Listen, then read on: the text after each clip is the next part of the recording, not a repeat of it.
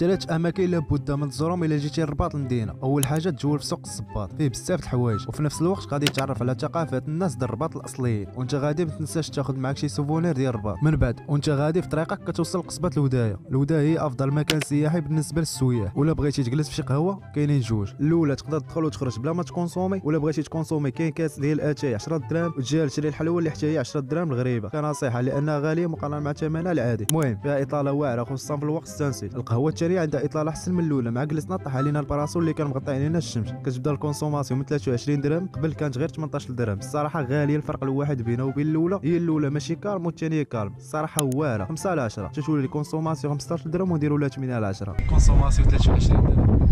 شات الشيخ. واخيرا ملي تسالي سير جيت البحر، وما تنساش تاخذ تصاور مع الغروب، وتقدر تمشي من بعد للشلال اللي صراحه باقي ما عرفتش واش سالوا من الاشغال ولا لا، اللي من 2019 وهي مسدوده. واخيرا ما تنساش لايك وشي كومونتير زوين. كان معكم هشام فحصي. تهلا.